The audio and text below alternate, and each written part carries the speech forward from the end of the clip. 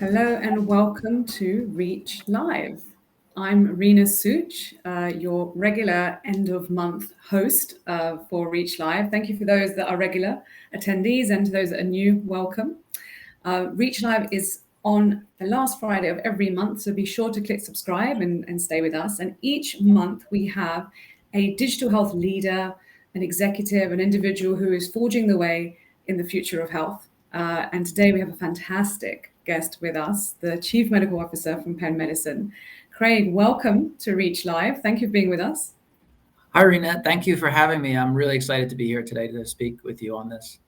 Yeah, it's great to have you. So, as always, it's good to kickstart with some intros.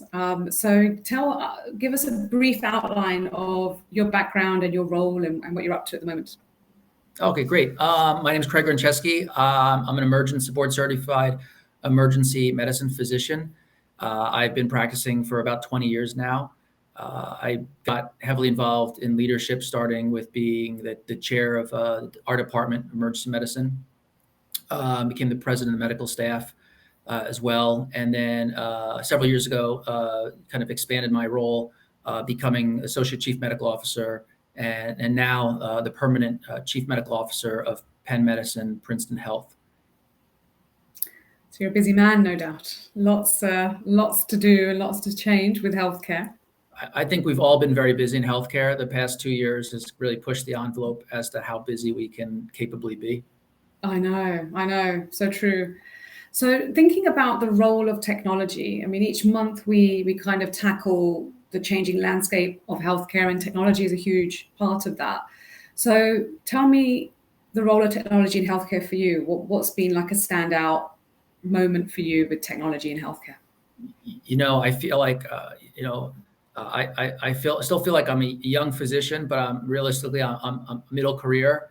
But it feels like multiple lifetimes that I've been practicing in terms of technology. Hard to understand, but when I started practicing, you would have to go down. If you wanted to see somebody's chest X-ray, you'd have to walk down to the Department of Radiology, go to the file room, pull out the one and only printable X-ray and put it on the screen. And now, as an emergency physician, I can connect with a neurosurgical subspecialist at a comprehensive stroke center within our system from another state. And he or she and I can review advanced CAT scan images in real time on different screens, looking at same images, and discuss the case of the patient we're under evaluation. I used to have a fanny pack as a young emergency physician with all of the information that I might need to know in the event of somebody coming in with a rattlesnake bite. Never seen anyone with a rattlesnake bite. In my fanny pack were books and references on how I can manage that patient. The access to information at our fingertips through our networks or web, all the platforms that are available now. It's hard to believe sometimes how far we've advanced in my short career. Yeah, I can imagine, in those kind of scenarios and what that means for care, right? So being able to, like you say, do shared decision making, sit together over a case, bring people together from different parts of the world, and also the data that you generate. How that evolution been for you, and kind of how is that changing healthcare?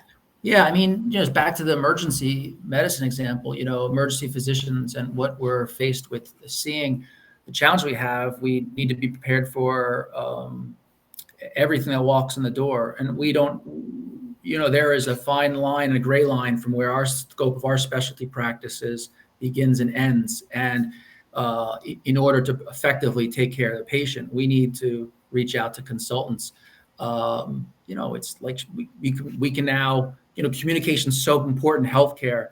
To be able to connect to someone by phone is one thing, but to be able to connect with the cardiologist and have them visualize the EKG remotely, it just magnifies the ability for us to take care of the patient. EMS, pre-hospital arrival, the ability for, the paramedics to transmit real information, vital signs, video images of the patient, what kind of distress they're in, transmitting those EKGs and the monitor strips to us. It allows us to provide better care for the patient in a timely manner. And if we look at COVID, which has been the ultimate acceleration with technology in healthcare, how has that changed kind of within the workspace that you've been, in for quite some time? What was it about COVID that changed bringing technology in? Well, we're going to need another 30 minutes for this, I think. But I think for all of us, it was a real inflection point in so many ways in terms of technical and digital space. The technologies we were hearing about, we just put them out there. We did them in so many ways. So for COVID, some of the things that come out was such a disruptive event for healthcare and hospital-based medicine and beyond. We knew. I mean, we converted in many ways. We used technology to become more contactless. We used that to reduce touch points face to face with staff to protect patients and staff. So technology was used very quickly to roll out contactless discharge papers, contactless registration. So we went away from pen and paper and signing a consent form to using technology to have to be in the room to register a patient. Discharge patients could be transmitted to patient portals for them to read and interpret. We had patient portals where patients could get their results for their COVID tests as soon, if not faster than as their treating physician would receive them. We allowed, for the first time in my career, we all of a sudden had large groups of physicians with idle time. Their ambulatory practices were shut down. The hospital-based practices, the ICU doctors and ER doctors and hospitalists were working harder than ever. And our ability to tap into those physicians who were idle and remote, we used an entire department, a group of physicians, a centralized position to be the arbiters of all the COVID results that were coming in from all 6 hospitals in our system. So, rather than have the ER physicians and ICUs take their time to manage results on patients they discharged the day prior, we're able to deploy physicians remotely to take on this task and ease up some of the workload at the hospital. So those are some examples where technology really helped us very quickly. Also enrolling patients who were discharged with COVID pending results. When they had those test results, getting access to treatment. Not every patient with COVID needed to stay in the hospital, remain in the hospital, but who's going to manage those patients at home in isolation? So using, we had a platform that we through our innovation center called COVID Watch. So every patient with COVID, we could enroll in this program, and through a smartphone-based app, they would get text-based messages. How are they doing? And if they were answering questions with any concerned response, I'm feeling short of breath, that would be escalated and triggered to a nurse practitioner who could make a connection with that patient and decide and determine if that patient needed to return to the ER or not. So there's another example of technology really shifted. And of course, telehealth. We've been hearing about the benefits and opportunity for telehealth. We've also been hearing the barriers to implementing it, such as reimbursement. So often in healthcare, if providers and systems don't get reimbursed for providing care, that care will not be provided. So we've been hearing about these barriers, but COVID really kind of was the inflection point for us to just go out there and do it. And go out there and do it is the language. I mean, that for me is the most fascinating thing. Conversations, since I work in research, conversations I've been having for years happened overnight. Aspirations people had for decades in their career happened at some point overnight. So one of the things on my mind as you were speaking was like, what's going to stay? So with all the changes, there's so much that you've done, and I'm sure you've learned so much, and it could still be a conversation that's happening. So I'm not holding you to anything. But what elements do you think will stay? Well, I think not only, I think what will stay, what's demanded, what's reimbursed. I think one thing that's we're learning about now is not only the technology that we are capable of performing, but we're learning about more how patients and our own staff demand these technologies, right? So this has been a test case for patients and how they will choose now and will choose to reach out for access healthcare in the future. So I think and we're seeing that, not only are we rolling out telecapable healthcare visits, but our patients are benefiting from that care, and they are, as the end user, identifying for themselves the benefits of this, and that will really, I think, have a big impact, a huge impact on reshaping what technologies will gain more traction than others. No, I really like that. What's demanded will stay. Big believer of it. And I do think it's on both sides, right? It's what the clinicians are finding useful and have utility towards, as well as what consumers and patients are coming up with to say, I really want this. When we think about technology, and you talked about a lot of things around, with COVID Watch, people be able to kind of triage, people be able to access their data and then information. But one thing that we talk about quite often at Reach is about equity. And I think tech equity is a whole other space that we have to keep in our lens, because like the examples you gave was so good, but there's definitely going to be groups of individuals that could not access those tools at the same pace or the same level or in the same language, and therefore they were missing out. So how is this a conversation that you're having within your order? Absolutely. I think it's so important to kind of cross-check that technology needs to work it needs to streamline care, it needs to improve care, it needs to be helpful to the end users, both providers, hospitals, centers, and patients and families. And I think it's so important for stakeholders to be involved in development of technology and understand its benefits and constraints. I just, not to throw another COVID example, but look at the monumental effort that the globe, our country, has performed in getting as many people vaccinated in as quickly an amount of time as we've done. But very early on, we identified the barriers of vaccine hesitancy, right? And we saw, talk about health equity. It was clearly evident that there was a disparity in vaccine hesitancy among race, ethnicities, and age, and professional and types of professions that people worked in.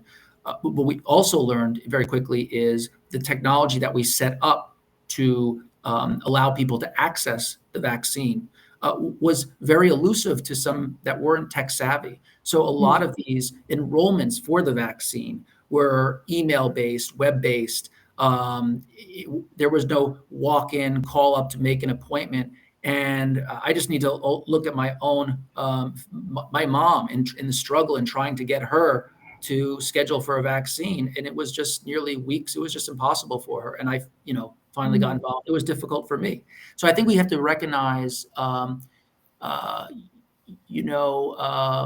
sometimes we take for granted that everyone has a smartphone. And the truth is, smartphones are $1,000 devices. The subscription is very expensive. Not everyone has them. Not everyone has the ease of mobility in using them. And so I think that's where, we talk about health equity, but within the technology is also implemented, we also have to cross-check how equity can be impacted by the technology we're trying to implement and the unintended consequences of that innovation. Yeah, absolutely. And it's great to hear that kind of thinking is happening, because, as much as we have so much to sort out, I think there's always a concern, and there's lots of data to kind of support it, that we're going to exacerbate the gap.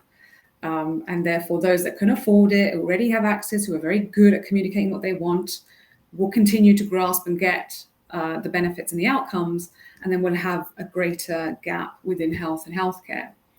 But coming to assessing that value of a technology, we have a lot of tech companies that join Reach Live, and they are always keen to know assessment criteria.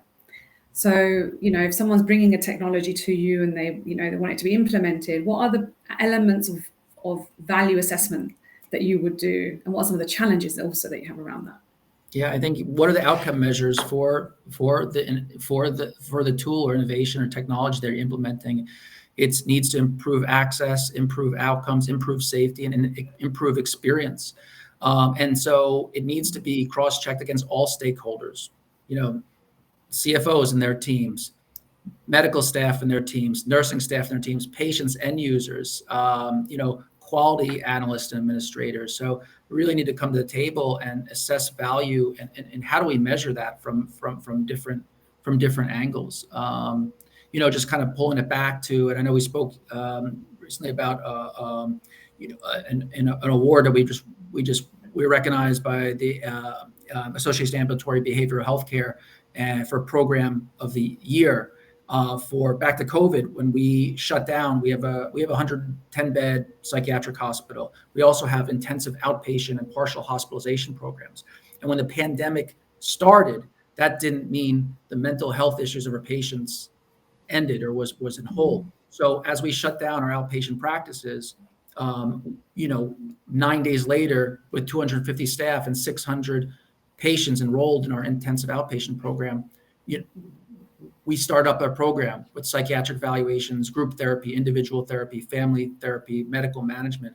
So we implemented that of necessity. But what we did was we measured the outcomes of that. So we measured the value that we had from those patients. So we were able to look at 10,000 patient encounters, assessing them for experience and identifying that 95% of those patients were highly satisfied with that care.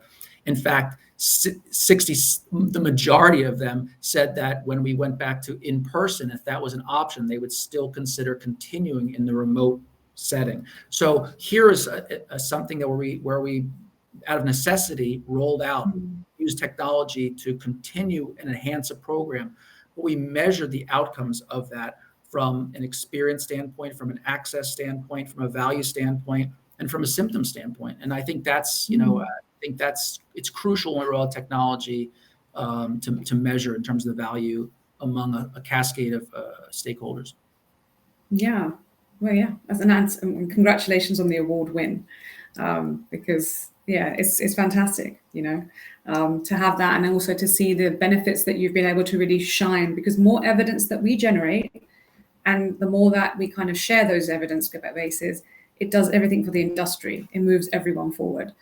So recognition of such cases are really important. Thinking about communication. So communication is critical in healthcare. If one person, the right person, doesn't get the right information at the right time, it can have detrimental impact. How have you seen communication evolve and change with technology? Just in so many ways, right? I mean, I used to carry around a beeper. I was so excited in medical school when I got a beeper, and the way we communicate at the hospital now is much more like we communicate in everyday life. So I think our ability to, with encrypted text messaging is one way we can not only reach out to people more effectively, but in a group setting, we can reach out to, we can reach out to the stroke team or the hip fracture team, and we can capture those people simultaneously and with the right information. So we're all communicating together. How we are able to reach out to patients after they've been discharged. We know that patients, when they leave the hospital, most of them don't recall everything they need to recall about their discharge instructions, about their follow-up requirements or recommendations, about how they should take their prescribed medications. So how do we communicate with their patients? We know discharge phone calls and contacts after their discharge is important. We can use technology to reach out to all those patients in an automated fashion to identify or triage which patients are discharged, are doing fine, don't have any questions, versus some that, like, I have no idea. I got these 2 prescriptions and I have no idea which one to take or which one to stop taking. And we can then escalate that concern, that issue, to a live person. So we can use technology to bridge and enhance communication so that it's more frequent, regular, and standardized across systems. It is phenomenal. And I'm excited to see where it goes. I think it has had a huge trajectory in how we communicate, with like having more regular reminders and having these check-in calls and things like that. But I suppose there's a lot more that can also be done. So I think it's quite exciting also where the future of communication and better support, more proactive and preventative messaging could eventually come in as well, though we're a bit further from that yet. Let's talk about staff. Let's talk about clinicians. Like you say, healthcare has been pushed to its limits. Truly has. And it's not ended. There's still so much going on, and there's such a backlog of cases and things to still look at. So we know clinician burnout is a reality. It is happening. And how are you coping with that? And how are you keeping your staff well? It's a challenge. I mean, we physician burnout, staff burnout, nursing burnout has been an issue that before COVID, and COVID is really simply, quite frankly, exacerbated that problem, which it was considered a national crisis before COVID. It's just amplified that as an impact. The reality is there are many healthcare workers today that are emotionally, physically exhausted. Physicians, we've taught generations of physicians to not ask for help if they're emotionally exhausted. It's the standard operating procedure to pull all-nighters, work 24-hour shifts. Be lucky if you're eating standing up in between patients. And the reality is, the majority of physicians experience burnout. You see it in the suicide rate. It's alarming. The suicide rates that have increased among physicians is a real problem. So I think the first step is to be aware and recognize the magnitude of this problem.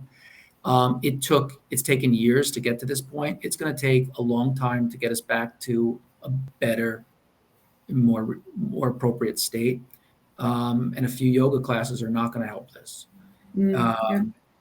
So I think bringing awareness to the attention of physicians. Many physicians haven't even aware of what they're feeling are symptoms of burnout. I think it's important to bring awareness. So what we're doing is we're talking about it. We're bringing awareness to it. We're measuring it with wellness and burnout surveys.